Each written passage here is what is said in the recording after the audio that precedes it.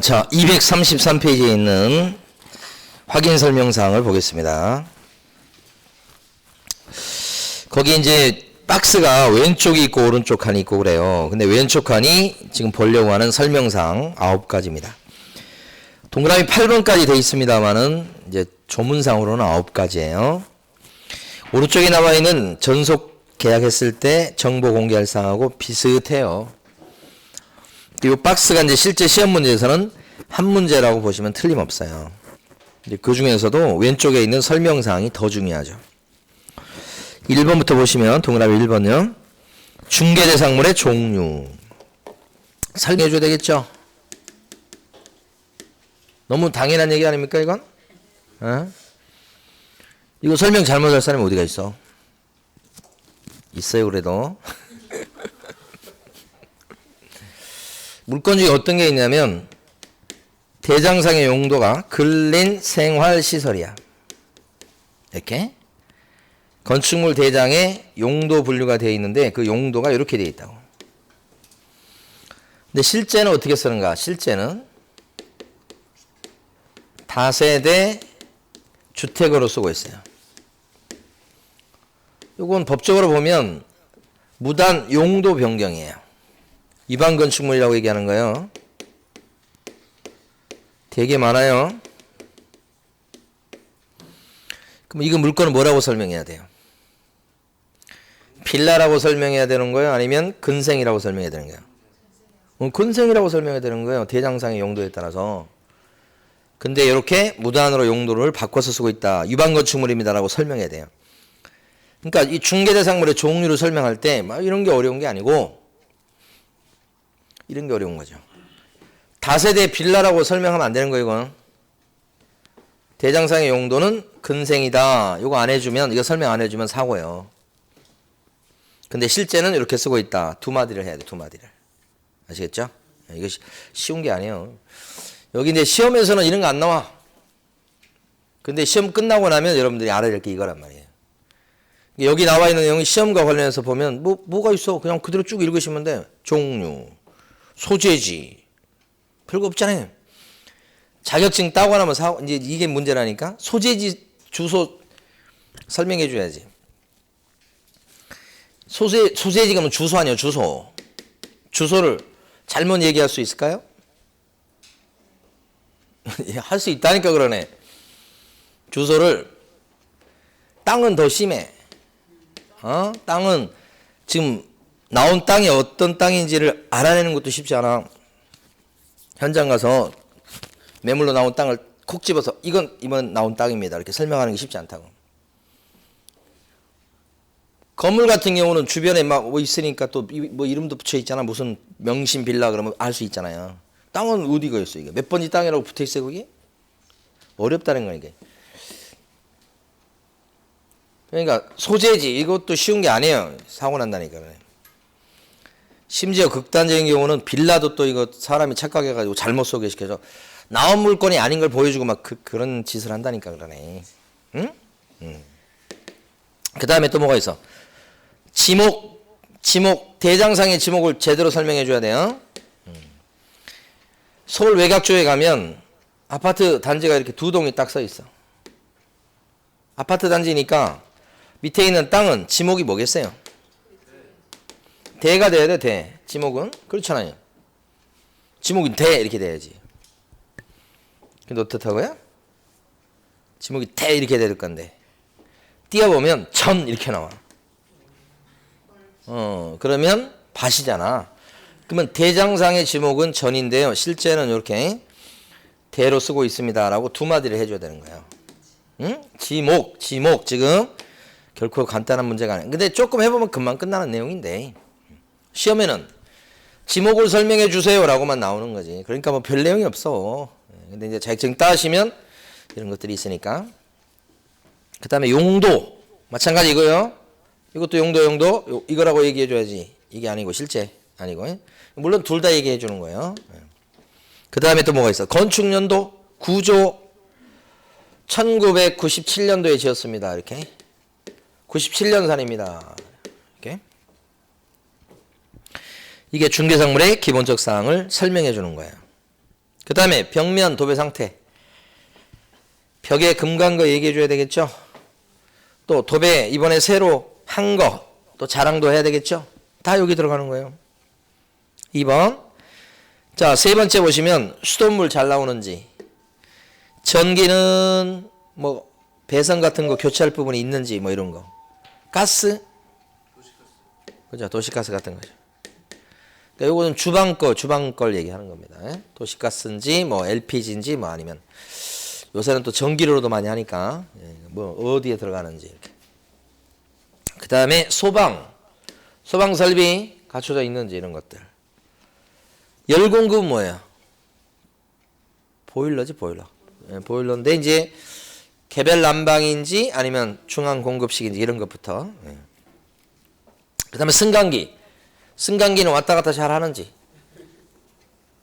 어쩔 때는 혼자 멈춰서 문이 열리진 않는지, 귀신이 나오진 않는지 뭐. 이런 거. 아니야, 제가 지금 제일 놀랐던 건 왜 그런지 모르는데, 저희 이제 아파트 그 층에서 내려가려고 딱 이렇게 있는데 누르지도 않았는데 갑자기 엘리베이터가 딱 쓰더니 딱 열리는 거예요. 얼마나 놀랐는지. 제가 누르거나 그런 것도 아닌데 딱 가서 이제 누르려고 그러는데 쑥 올라오더니 자, 누가 눌러놓고 내려갔나? 근데 그럼 말을 해야지. 얼마나 놀랐는지, 이게 귀신 나온 줄 알고. 자, 그 다음에요, 배수에 문제가 없는지 이런 거요. 그 다음에 동그라미 4번 갑니다. 도로 및 대중교통수단과의 연계성. 요것은 자, 연신내역으로부터 3분 거리 이런 거예요. 그쵸? 3분이면 되게 가까운 거예요. 그 다음에 이제 시장, 학교 등과의 근접성, 그죠? 요 건너편에 있는 시장이 무슨 시장입니까? 재래시장. 예? 연서? 왜? 이렇게 이름을 알고 싶지 않았지? 연서시장이에요? 그렇게. 연서시장, 인근에 연서시장이 있다. 그 다음에 가까운 백화점이 뭐가 있나요? NC인가? NC백화점, 이런 거 얘기해 주는 거죠.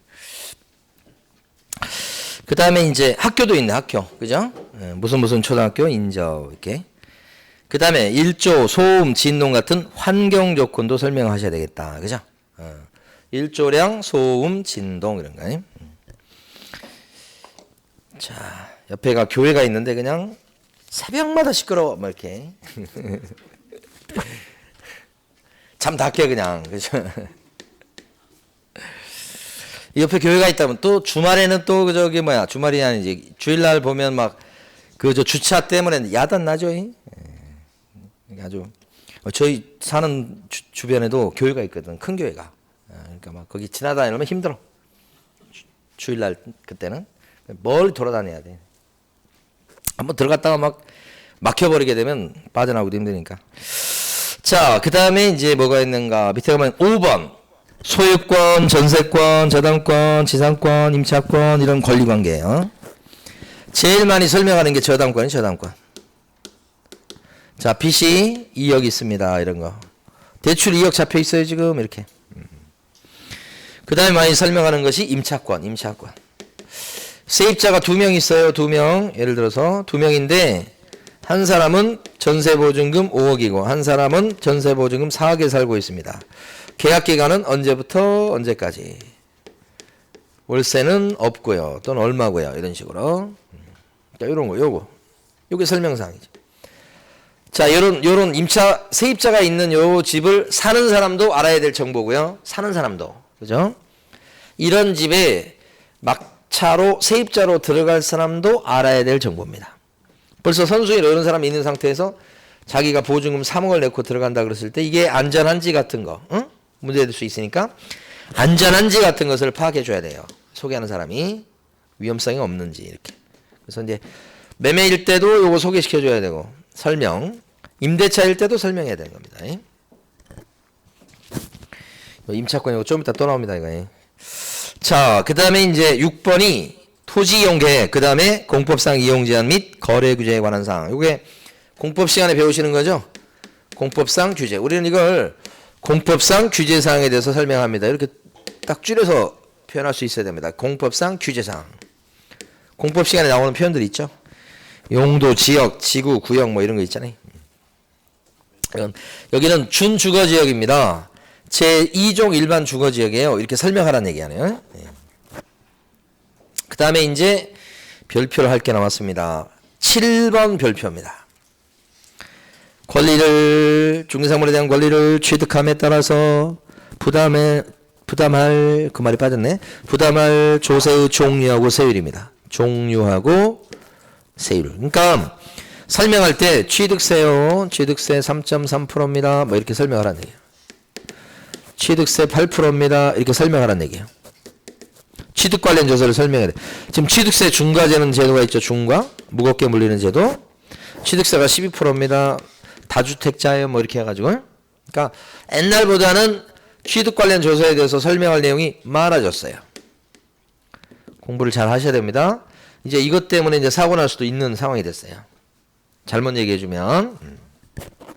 그래서 취득 관련 조세 이렇게 돼 있으니까 여기 중요한 것은 예를 들어서 설명할 때는 재산세 이런 거 설명합니까? 이거 취득하면 재산세 얼마 정도 나올 건데요. 이런 재산세.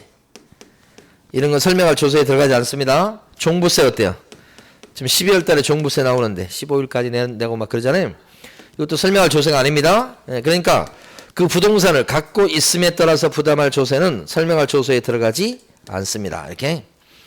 양도소득세. 양도소득세도 설명할 조세에 들어갑니까? 양도세? 아니죠. 이것도 설명할 조세가 아닙니다. 어떤 것만 설명합니까? 취득 관련 조세. 그래서 취득세라든지 아니면 지방교육세라든지 이런 거 있잖아요. 농어촌 특별세 그런 거 설명한다는 거죠. 시험은 7번 잘 나옵니다. 7번. 8번 잘 나옵니다. 별표. 거래 예정금액이라고 돼 있죠. 예정금액 별거 안 해요. A라는 사람이 부동산을 내놓습니다. B한테 이렇게 내놓으면서 B라는 사장님한테 바로 내놓습니까? 시세를 모르는 상황인데 지금 어떻게 합니까? 보통 사장님한테 물어보죠. 우리 아파트 요 32평 얼마 정도 갑니까? 요새 이렇게 물어보죠. 그러니까 B라는 사장님이 얘기하죠. 그 아파트 그 평수 그 층은 한 요새 한 10억 정도 갑니다 라고 얘기하면 뭐라고 그래요? A가 그러시다면 10억에 팔아주십시오 이렇게 한단 말이에요. 그렇죠. 근데 만약에 이제 손님을 붙여가지고 막상 계약이 되고 도장 찍을 때는 깎을 거 아닙니까? 예? 그래서 이제 어떻게 돼요? 9억 7천만 원에 도장을 찍었어. 그러면 요게 거래 금액이에요. 요게 합의된 금액. 요건 뭐예요? 요게 예정 금액이에요. 요게 앞에 게 거래 예정 금액이라고 이게. 그러니까 예정 금액하고 합의된 거래 금액은 보통 달라요. 그죠? 보통 다릅니다. 조정을 하기 때문에. 그러면 지금 설명할 때는 요 사람한테 설명하는 건데 뭐라고 설명하셔야 돼? 10억에 나온 물건입니다. 이렇게 설명. 나중에 조정이 될지언정. 그쵸? 그 얘기입니다. 그게 예정 금액이죠.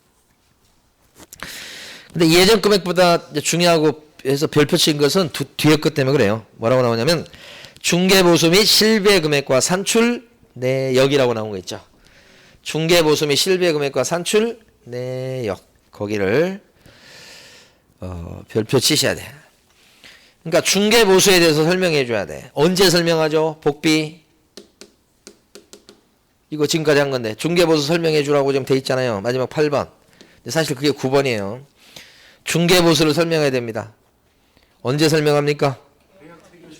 그렇죠. 중개가 완성되기 전에. 계약서 쓰기 전에 얘기해 줘야 돼요. 이거 계약서 쓰시면 0.4% 주셔야 된다고. 계약서 쓰기 전에 미리 얘기하는 거예요. 계약서 다 쓰고 나서 복비 얼마 드려야 돼요? 이렇게 하면 그 1,000만 원인데요. 이렇게 하면 안 된다는 거예요. 법의 의미는 분쟁이 많잖아요. 그게. 그래서 계약서 쓰기 전에 계약 체결되시면 1,000만 원이 복비입니다. 라고 미리 얘기해 주시라. 이게 설명사항이 되어 있는 거예요. 설명사항으로. 그래서 동그라미 8번 뒤에 거 엄청 중요하죠. 꼭 알아두셔야 됩니다. 이거. 자, 됐고요. 어디 가시냐면 234페이지 갑니다. 이제.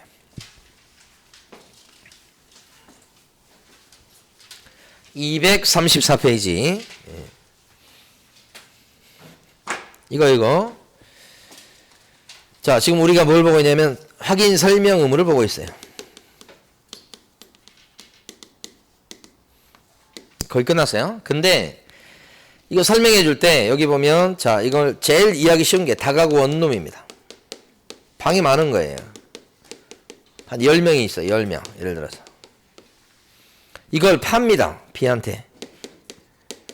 중간에 갑이라는 부동산 사장님이 이걸 소개시키는 거예요. 이렇게. B는 이걸 사시는 거지. B 살 때 요게 32억입니다. 이렇게 됐을 거예요. 그러니까 소개하는 입장에서 봤을 때 요거 도장 찍으면 되는데 B는 요 집에 지금 10명의 세입자가 있으니까 자기가 지금 32억을 다 준비해야 될 게 아니잖아요. 10명 세입자의 보증금이 예를 들어서 한 16억이 있다 그러면 보증금이 보증금 16억은 자기가 떠안을 거 아니에요. 나간다는 사람 빼고는. 그러면 나머지 16억만 준비하면 되잖아요. 그렇게 하려면 소개하는 입장에서 봤을 때 여기 전세 보증금 얼마 껴있고 그죠? 월세 얼마 있고 대출 얼마 있고 이걸 설명해 줘야 될 거 아니에요. 그렇죠? 그럼 대출도 문제고 저당권 대출도 문제고 이거 세입자도 문제예요. 문제 여기 세입자 봐봐요. 세입자가 몇 명 있고 보증 얼마고 그거 조사해야 된다고. 그래서 설명하는 거야 이렇게. 자, 다가구 원룸 팔아주세요라고 의뢰를 받으면 이런 거 조사해야 돼요. 세입자 몇 명, 얼마, 보증 얼마, 대출 얼마 껴있다. 근데 그걸 여기서 조사하기 쉽냐고 이게. 쉽지 않죠. 어떻게 해야 돼? 이거 의뢰받으면 자기가 조사해갖고 설명해야 될 건데 조사가 쉽지 않으니까 그럴 때 이제 하라고 하는 게 뭐냐면 물어보는 거예요. 주인한테. 자료를 요구하는 거예요. A한테. 당신이 이거 팔라고 그러지. 그러면 세입자 몇 명 있는지, 보증 얼마인지, 계약기간 언제까지인지 그런 거 정보 줘봐. 이렇게. 이게 자료 요구예요. 상태에 관한 자료 요구예요. 여기에 요구해요. A한테. 자료 줘봐. 이렇게. 그럼 자료를 줄 수도 있고 안 줄 수도 있어. 꼭 줘야 될 의무는 없는데 자료를 준다면 이런 계약서 같은 거 보여주고 자료를 준다면 여기 조사할 때 잘 조사할 수 있겠죠. 그럼 설명할 때 더 잘 설명할 수 있겠죠. 그게 자료 요구예요. 등기부에 나오면 괜찮아. 이게 이제 대출 같은 경우는 이건 등기부에 나오잖아요. 최고 금액이 예를 들어서 한 10억이 잡혀 있다 그러면 이게 등기부에 나온다고 나와. 그럼 등기부에 나온 거 설명해 주면 돼. 얘는 그래 얘는. 근데 세입자는 이게 등기부에 나와요? 세입자 보증이 얼마인지 계약기간 언제까지 등기부에 나오냐고. 안 나오잖아. 그래서 자료 요구하는 거예요. 그래서 조사해서 설명해. 이쪽한테는 자료 요구할 게 없지. 그렇죠? 누구한테 자료 요구해야 돼요? 매도인, 임대인 이런 사람한테. 그죠? 요거 보는 거예요. 요거. 교재에서 234페이지 보시면 제일 아래에 법 25조가 있어요. 거기 회색 바탕 박스. 그 세 줄 밑줄 그으시면 돼. 그 세 줄만 필요해. 읽어볼게요. 개업공인에서는 제1항에 따른 확인 설명을 위해서 필요한 경우에 중개 대상물에 그 다음이 중요해요. 매도 의뢰인, 임대 의뢰인 등에게 해당 중개상물에 관한 중개상물의 상태에 관한 자료를 요구할 수 있다. 누구에게요? 누구에게? 매도인하고 임대인한테요. 거기를 꼭 알아두실 거. 자, 그렇게. 그럼 이제 여기까지 해서 어떻게 해야 되는가? 확인 설명 의무가 끝났어요. 이제.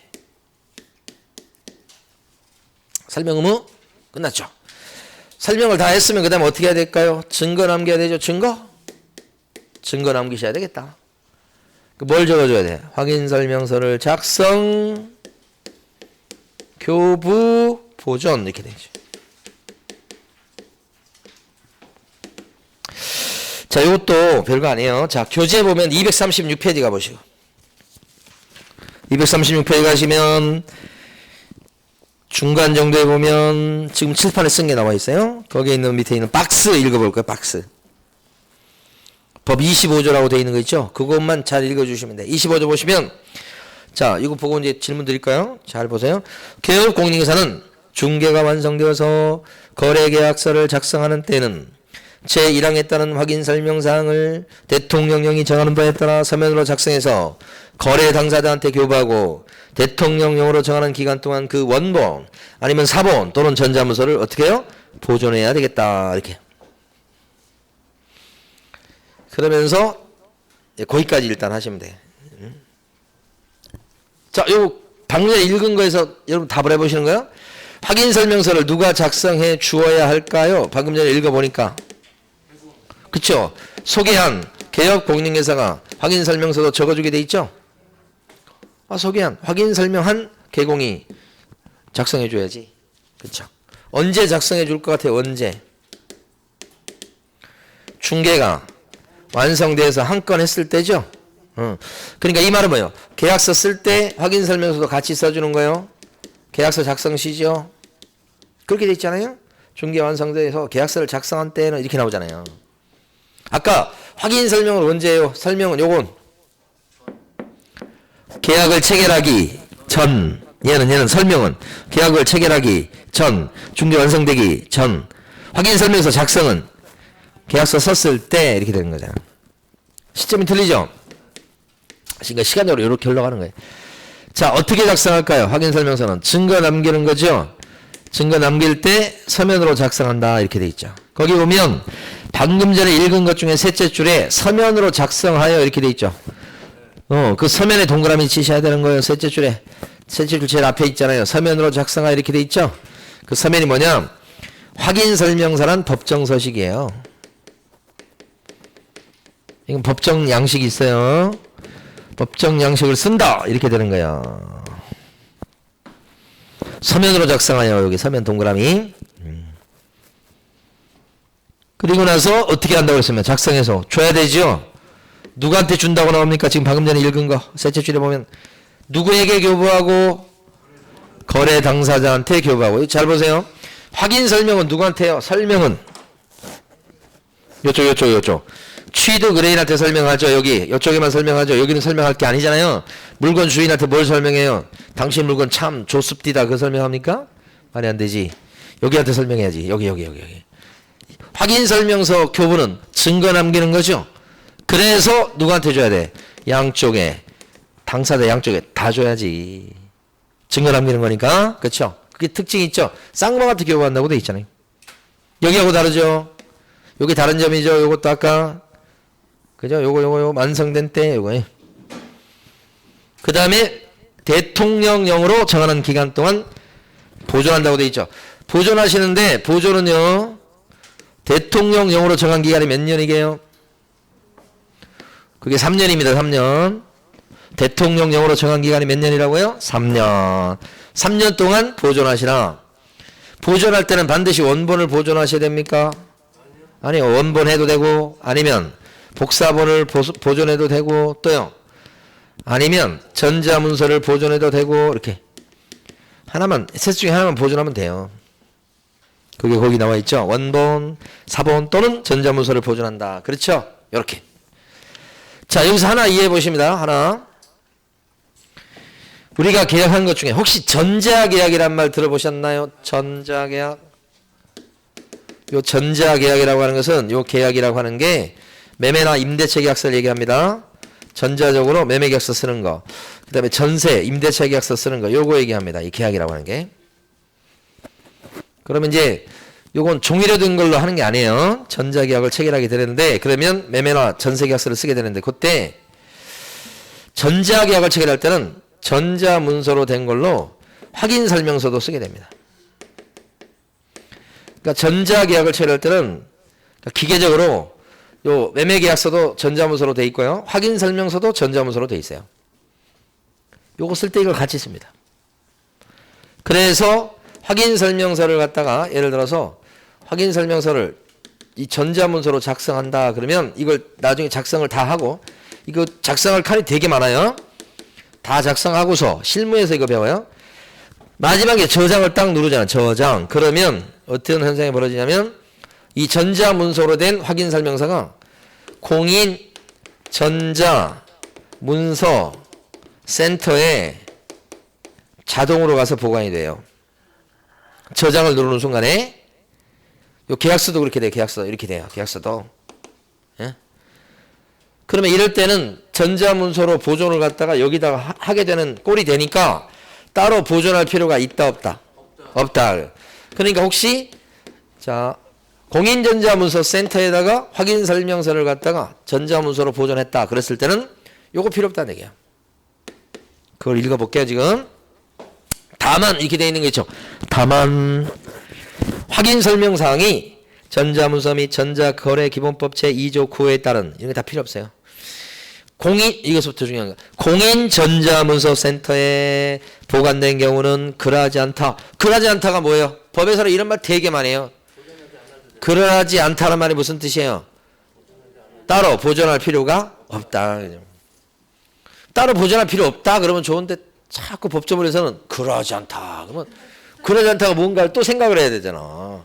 돌려서 얘기하지 말고 그냥 바로 얘기했으면 좋겠어. 그냥 보존할 필요는 없다. 이렇게 하면 되는데 그러하지 않다. 그래요. 이럴 때가 좀 답답해. 예? 근데 옛날보다 많이 바뀐 건데 그래도 아직까지도 이제 법조문이 좀 딱딱하긴 합니다. 이게. 그러면서 밑에 보시면 넓혀보기라고 나와 있죠. 넓혀보기는요. 너무 넓혔어. 중요한 건 아닌데 그죠? 교재에서 넓혀보기 그러면 별로 크게 신경 쓸 건 없구나 이렇게 생각할 수 있어. 근데 알아두실 게 있지. 거기 나와 있는 확인설명서의 법정서식 요거 있잖아요. 법정서식이 1번 서식부터 2번, 3번, 4번 서식까지 서식이 4개구나 이렇게. 그래서 확인설명서의 법정 양식이 있고 그 양식이 몇 개나 된다고요? 4개나 되는구나 그렇게 하는 거죠. 그거 아시면 돼요. 넓혀보기는 예. 자, 근데 이제 우리가 안 한 게 있어요. 안 한 거. 자, 뭐냐? 여기 보시면 뭘 안 했느냐? 여기 보면 확인 설명 작성해서 주고 보존한다고 돼 있죠. 근데 여기 작성할 때 여기 따라 붙는 게 요거요. 뭐냐면 서명 및 날인이야. 이걸 매년 시험 문제 나오니까 한번 잘 해두시면 돼.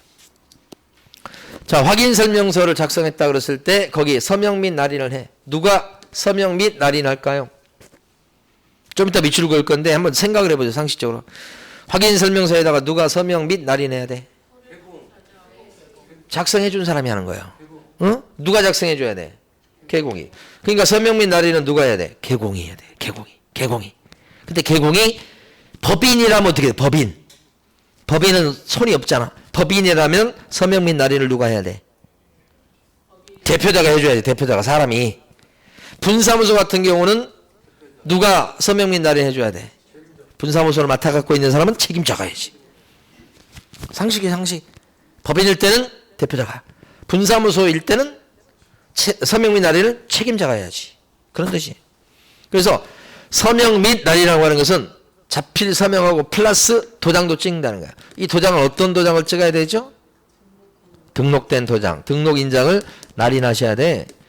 그리고 여기다 자필로 서명하셔야 돼. 그러니까 플러스 서명만 딱 했다. 법위반이야. 서명 안 하고 그냥 도장만 찍었다. 법위반이야. 이걸 확인 설명서를 갖다가 출력을 할 때 그 개공 이름을 갖다가 이렇게 인쇄된 그 문체로 입력을 시켜서 출력을 하고 거기다가 등록된 도장을 콱 찍었다. 그것도 법위반이야. 그러니까 이거 도장 찍을 때는 자필로 반드시 사장님 이름을 쓰고 여기다가 등록된 도장을 이렇게 콱 찍어야 이게 정상이야. 근데 뭐 또 위반이냐면 이걸 자필 서명하지 않고 이렇게 출력을 한다고요. 이렇게 여기다가 등록된 도장을 찍어놨어. 이것도 법위반이야. 이것도 안 되고 요것만 되는 거야. 요것만. 자필 서명이 꼭 들어가야 돼. 그죠? 예. 자필 서명으로 사인을 했어. 이렇게. 안 돼. 이것도 법위반이야.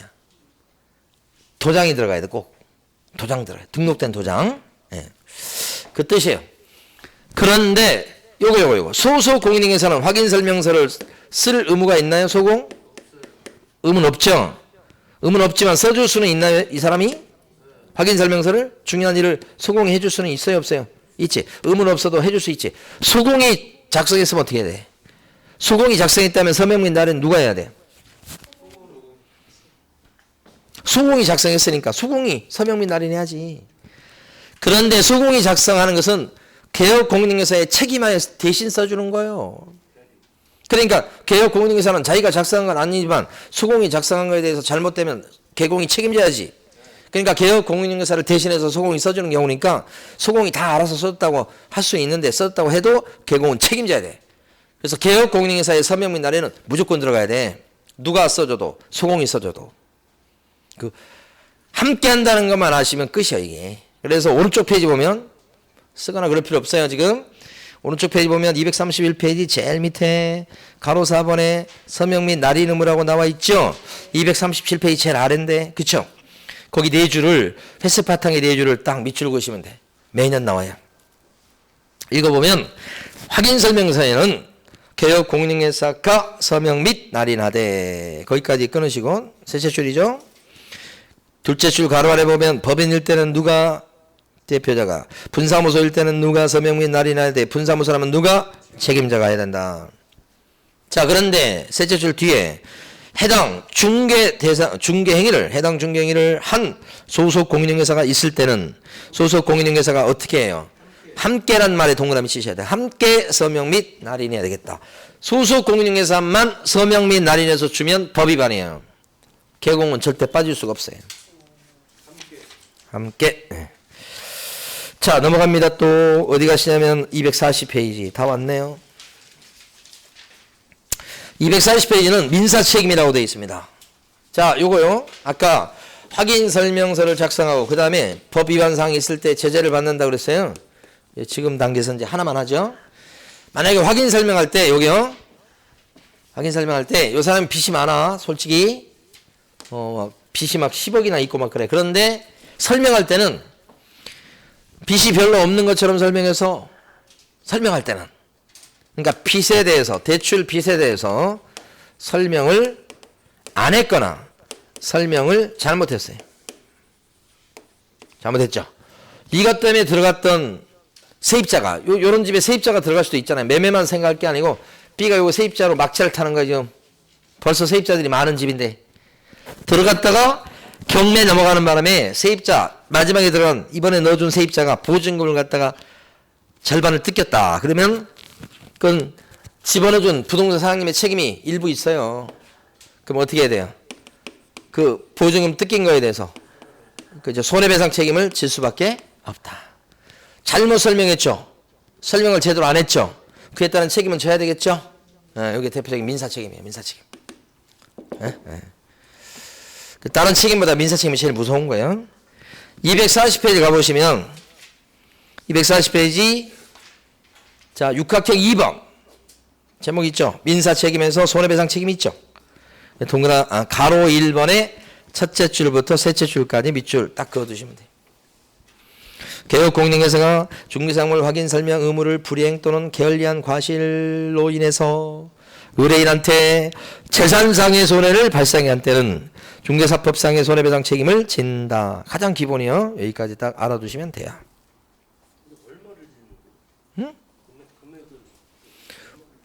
판사가 알아서 해줍니다. 우리가 격차할 게 아니고.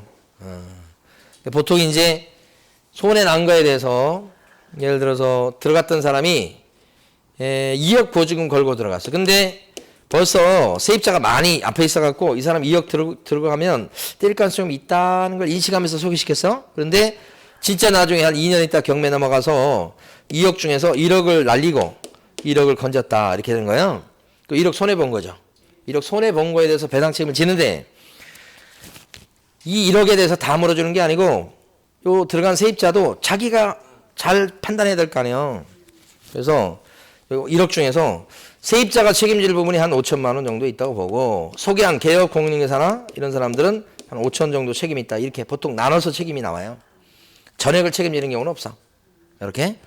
그럼 여기 5천이다 그랬을 때 여기가 단독 그러니까 혼자서 중개했을 때는 5천을 다 뒤집어 쓰겠지만 공동중개 형태가 또 많잖아. 그럼 이쪽 부동산 사장님이랑 이쪽 부동산 사장님이 또 사이좋게 나눠 가질 수 있겠죠. 2,500씩. 아유 같이 책임져라 이렇게 해야지. 그렇죠. 공동중개 이런 형태가 많으니까 보통 나눠 가집니다. 이렇게 50% 전후에요. 그러니까 100% 책임량은 없고 거의 50%, 40%, 60% 왔다 갔다 해 그 안에서. 됐습니다. 자 이번에는 242페이지 가시고요. 계약서 작성 등의 의무. 이거 내용이 별거 없어 이거 금방 끝나버려.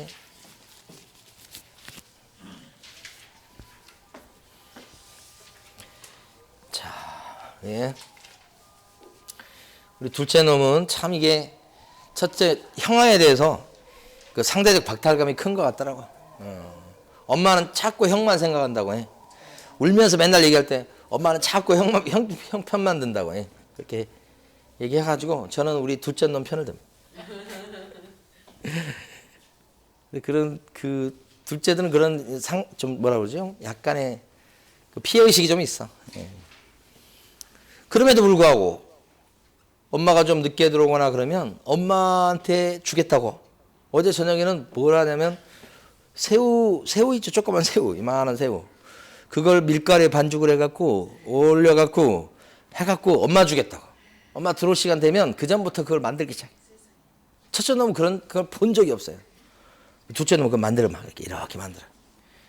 그래서 그러니까 야 아빠는 안 주냐 그러면 아니 엄마 준대. 제가 둘째 놈 편을 그렇게 많이 들어도 그놈은 오로지 해바라기처럼 엄마. 아빠는 안중에도 없어요. 그 엄마한테 일단 인정을 받고 싶은 거야. 그리고 나서 남는 게 있으면 이제 아빠한테 줄라나 말라나. 아이고 그러더라고. 엄마밖에 없어요. 엄마밖에.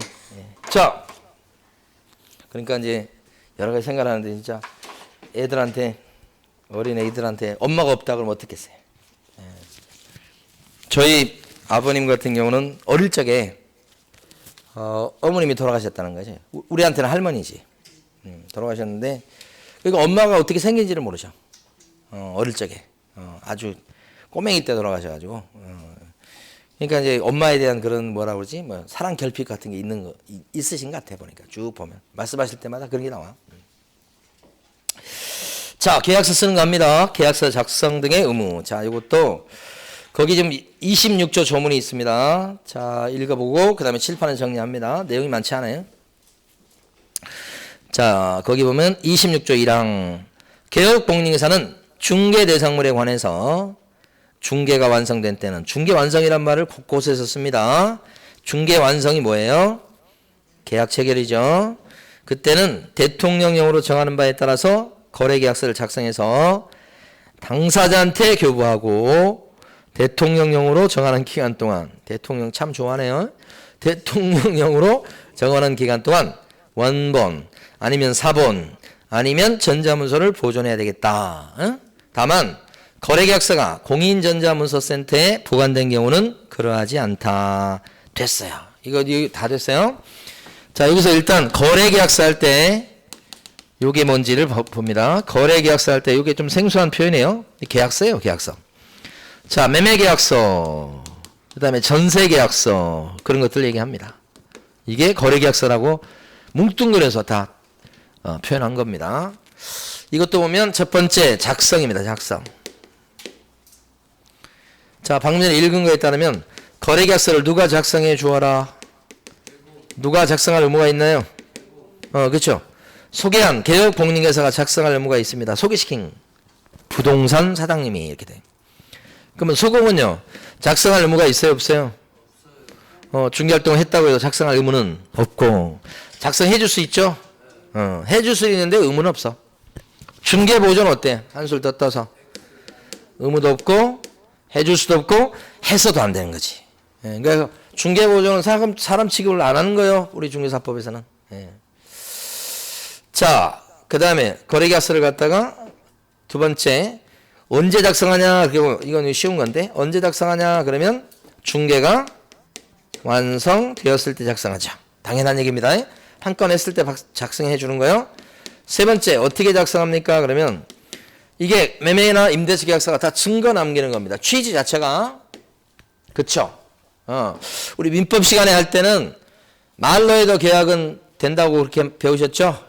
그렇지만 민법 선생님들이 부동산 계약할 때 어떻게 말로 해요? 아니 이제 다 문서로 하지. 그래서 민법 시간에 그냥 하는 소리요. 말로 해도 계약은 되는 겁니다. 말로 하는 사람 어디 갔어? 그렇죠? 다 서면으로 하지. 그러니까 여기는 소개시키는 부동산 사장님은 서면으로 써줘야 되는 거예요. 말로 하면 안 되는 거지. 말로 해도 괜찮아요. 이런 것은 아주 무책임한 민법에서나 하는 소리요. 서면으로 해야 되는데 이 서면이 종이로 된 것도 오케이. 전자문서로 된 것도 오케이. 이렇게 된다고. 다만 이거에 대해서 양식이 있냐 이거지. 자, 지금 봅니다. 오른쪽 페이지 가면 가로 3번에 동그라미 1번 첫 줄부터 넷째 줄까지 마구 밑줄 긋습니다. 자, 서면에 대해서 자, 오른쪽 페이지 가로 3번 갔습니다. 지금 가로 3번에 동그라미 1번에 첫 줄부터 넷째 줄까지 밑줄. 국토교통부 장관이 법조문에 보면 국장이라고 줄여서 부릅니다. 표준되는 서식을 정해 갖고 써보라고 어떻게 해요? 권장할 수 있다 이렇게 돼 있죠. 표준 서식을 정해서 권장할 수 있는 사람 누구게요? 국장이죠. 국장. 이거 기억하셔야 됩니다. 국장이 표준 서식을 권장할 수 있다. 이렇게 표준 서식이 다른 말로 법정 서식이에요. 법정 서식. 권장할 수 있다. 권장이라고 돼 있어요. 권장 이렇게. 요게 법조문에 있는 거예요. 자, 근데 거기 네 줄 보시면 진짜 그러면 법정 서식을 실제로 만들어 놨을까요? 어때요? 법정 서식을 실제로 만들어 놨을까요? 어때요? 실제로 만들어 놓은 게 없다. 없어요. 많이 쓰는 거지만 법의 성유는 양식이 없어요. 보통 있는데 얘가 없는 게 중요한 특징이에요. 아까 확인 설명서는 법정 서식이 있었죠. 얘는 없어요. 그 네 줄 밑줄 그은 거에 지금 쭉 보시면 대신에 뭐가 있냐? 자, 네 번째 내용을 규제합니다. 내용을 규제를 해요. 규제. 내용을 규제합니다. 이렇게. 자, 요 내용 규제하는 건데 지금부터 칠판 보시면 두 가지입니다. 첫 번째, 자, 계약서에다가 필수 기재사항을 반드시 적어라 이 말이죠. 계약서에 분쟁거리 될 만한 것들을 법에서 딱딱 적어놓고 이거 반드시 계약서에 집어넣어 이렇게 되는 거지. 분쟁을 예방하는 차원입니다. 이게 9가지죠. 그래서 시험 보실 때는 요 필수 기재사항이 시험에 잘 나옵니다. 우리 교재 보면 가로 4번에 있죠. 가로 4번 밑에. 가로 4번에 박스죠. 가로 4번 자체의 박스를 큰 별표 하셔야 돼요. 매년 나와요. 매년. 그 다음에 하나 더 보고 이제 봐요. 두 번째는 뭐냐. 계약서 쓸 때 다운 계약서나 업 계약서를 쓰시면 안 된다 이 말이야. 그 다음에 이중 계약서 같은 거 써주면 안 된다 이 말이지. 자, 요게 제일 끄트머리 가면 가로 5번에 회색 바탕 조문이 있어요. 가로 5번에 회색 바탕 조문. 그 페이지. 그 세 줄을 막 밑줄 그으셔야 돼. 그래서 개혁공인인가사는 제1항에 따라 계약서를 작성한 때는 거래 금액 등 거래 내용을 거짓으로 기재하거나 서로 다른 둘 이상의 계약서를 작성해서는 안 된다 하죠. 요것이 있어. 요것도 시험에 잘 나와요. 두 개가. 그 밑에 거 잠깐 설명드리고 갑니다. 이건 다운 계약서나 업 계약서 쓰는 거예요. 그러면 이중 계약서 이것도 써주면 안 돼. 이중 계약서가 원래 이제 임대인하고 임차인이 보증금 1,000에 월세 2,000은 좀 너무 적네. 보증금 5,000에 월세 200만 원 이렇게 원래는 200짜리 월세 계약인데 원래는 세무서에 사업자를 낼 때는 보증금 5,000에 월세 100으로 신고가 들어간다. 그럼 계약서를 두 개를 쓰는 거잖아요. 그 이중 계약서예요. 그러니까 세무서 들어갈 때는 이렇게 들어가고 자기들끼리는 요 계약서를 갖고 있지. 실제 통장은 200만 원씩 꽂혀요. 그러면 이중 계약서 이게 그럼 안 된다고. 이거라고. 이게 세금 줄이려고 하는 거죠. 이것도 세금 줄이려고 하는 거죠. 그래서 거짓 계좌나 이중 계약서 쓰면 안 된다. 중요한 것은 만약에 이걸 위반하면 어떤 제재를 받을까요? 위반했을 때 이걸 써두시라고. 지금 가로 5번 계약 이중 계약서 작성 금지 이렇게 돼 있죠. 제목 옆에다가 부동산 사장님이 이중 계약서를 썼다. 그러면 어떤 제재를 받고요? 등록 취소 사유가 됩니다. 등록이 날아갈 수 있어요. 만약에 소속 공인중개사가 이중 계약서를 쓰거나 거짓 기재하면 어떤 제재를 받을까요? 자격 취소는 아니고 정지 사유가 되지요. 요거 등록 취소고. 응? 그러니까 몇 년간이 아니고 시도의사가 정하는데 길어야 6개월이에요. 정지는. 네. 그래서 이런 제재를 받는다. 요걸 써두시고 요게 시험에 잘 나오는 거예요. 이걸 모르실 분은 없어요. 제재를 하셔야 돼. 제재. 중요한 것은 이렇게 다운계약서를 업계약서를 썼다고 그래가지고 징역이나 벌금을 물리는 것은 없어요. 징역 벌금 없다고요? 이런 건 없고, 그죠? 이런 건 없어요. 이렇게 된 거지. 이런 거 있어요. 요걸 꼭 써두시고. 자, 요거 중요하다고 그랬죠? 위에 박스 가시면 계약서의 필수 기재사항. 이거 아주 중요하죠. 응? 이거하고 비교가 안 될 정도로 중요합니다. 자, 이 박스 1번부터 나중에 암기하셔야 돼. 근데 지금은 이제 암기까지는 아니시고, 자, 1번 계약서에다가 매도인과 매수인 이런 사람의 인적사항 적어야 됩니다. 인적사항. 주소, 성명, 주민등록번호 이런 거요. 2번 물건의 표시. 물건의 표시는 주소와 함께 뭐 용도나 지목이나 뭐 면적이나 이 목적물을 특정하는 데 의미가 있는 것들을 적습니다. 그러니까 우리가 이제 뭐가 있냐면 민법 시간에 배우는 내용을 하면 이거 있잖아요. 민법 시간에 배울 때 당사자, 목적 또는 목적물, 그다음에 또 뭐예요? 의사표시 이런 거 배우잖아요. 1번이 이거잖아요. 당사자. 당사자 인적사항. 2번이 뭐예요? 뭐, 그치? 2번이 뭐라고 돼 있어 지금? 물건의 표시. 어떤 걸 거래하는지 밝혀야 될 거 아니에요? 그러니까 목적물을 특정하는데, 이거 특정하는 데 의미가 있어요. 특정. 그렇죠? 다음 3번 계약서 쓴 날짜. 그죠? 뭐 들어가야 되겠죠, 당연히. 4번은 거래 금액, 계약 금액, 지급 일자. 그죠? 계약금 얼마 이것도 들어가죠? 예. 그다음에 5번 물건의 인도 일시. 자, 보세요.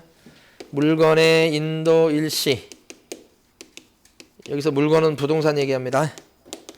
인도가 뭘까요? 인도. 어떤 사람은 저 인도 있잖아. 파키스탄 옆에 인도. 아니 어떤 사람은 극명히 갈리더라고. 어떤 사람은 인도 하면 다시는 가고 싶지 않다는 사람도 있더라고. 근데 어제 본 사람은 인도 다시 가고 싶대요. 어떤 사람은 가지 말라고, 절대 가지 말라고 그러고, 어떤 사람은 가고 싶다고 하고요. 이해를, 왜 그렇게 의견이 틀릴까? 그렇죠. 사람마다 성향이 틀리니까. 자, 물건의 인도. 인도가 뭐예요? 그렇죠.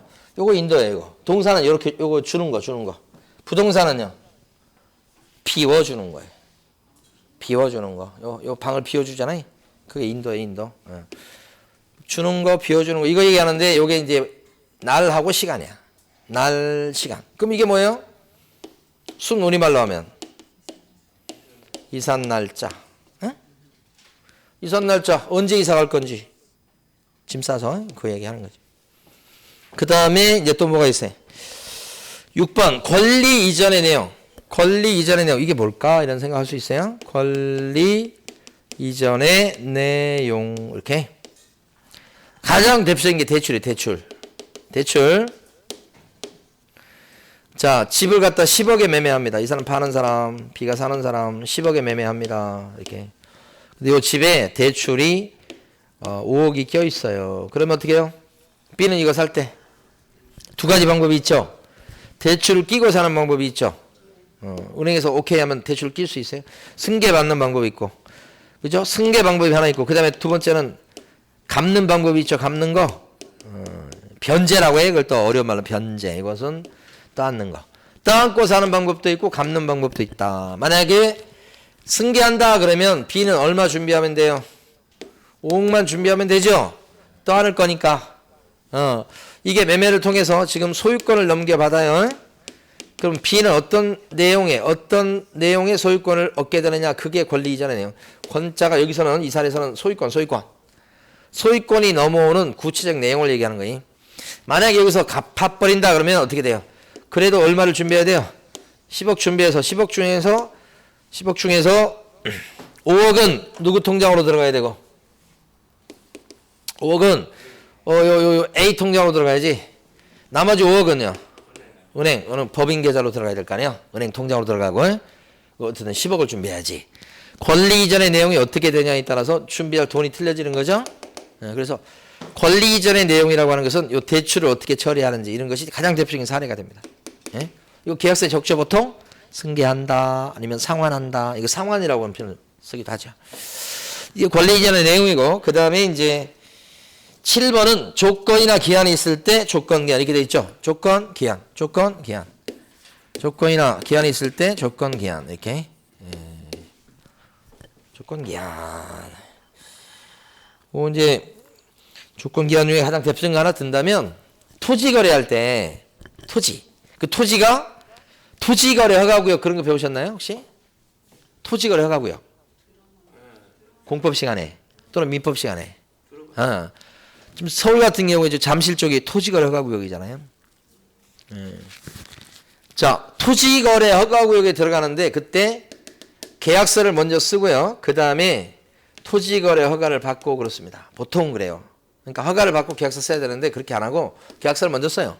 그 계약서 내용 중에 특약 조건이 하나 들어가 있어. 허가 받으면 허가 받는 조건으로 계약하는 거야. 허가 받으면 그때는 이제 계속 가는 거예요. 허가 받았죠? 그러면 소급해가지고 계약이 유효된다 이렇게 얘기하죠. 그러니까 이제 요 계약서 쓰면서 여기 조건이 하나 붙어 있어. 조건이 무슨 조건? 토지거래 허가 받는 조건. 못 받으면 어떻게 돼요? 이거 없어지는 거예요. 계약은 안 했던 게 되는 거예요. 이거 조건부계예요. 조건부계야. 조건 기한이 있을 때 조건. 조건 적는다고 조건. 허가 받을 것을 조건으로 계약한다 이렇게. 그 다음에 그 밑에가 뭐예요? 확인설명서 교부일자. 아까 확인설명서 언제 준다고 그랬습니까? 손님한테, 의뢰인한테. 확인설명서 언제 준다? 한 건 했을 때 확인설명서 주죠. 그러니까 확인설명서 계약서를 같이 줘야 돼 원래. 그런데 확인설명서를 잘 안 줬었던 그 시절에 주는 것을 조금 유도하기 위해서 계약서에다가 뭘 갖다 기재하시라? 확인설명서 준 날짜를 기재하시라. 요게 그렇게 시험에 잘 나와요. 이 확인설명서 교부일자가 언제가 되는 거예요 그러면? 계약서 쓴 날짜가 돼야 돼요. 그래야 정상이죠. 그렇죠? 계약일이 돼야 돼요. 계약서 쓴 날짜는 예를 들어서 1월 7일인데 확인설명서 교부일자는 1월 9일이다. 어떻게 해요? 계약서 썼을 때 확인설명서를 안 줬다고 자백하는 거잖아 지금. 말이 안 되는 거죠? 날짜가 같아야 돼요. 7일 이렇게. 혹시 다른 날 줬다고 해도 쓸 때는 뭐라고 써야 돼? 7일이라고 우겨야지. 같은 날 주라. 될 수 있으면 좀 주란 얘기입니다. 확인설명서를 제대로. 그래서 이게 들어가 있습니다. 이거 시험에 이게 제일 나오죠. 그 다음에 이제 9번은 뭐예요? 기타 약정. 특약사항 또 있을 수 있겠죠? 그런 거. 자, 그 다음에 작성했죠? 아까, 넘기시지 말고 아까 앞쪽에 보면 아까 다시 확인하면 작성 다음에 뭐죠? 작성 다음에 뭐예요? 교부죠, 교부.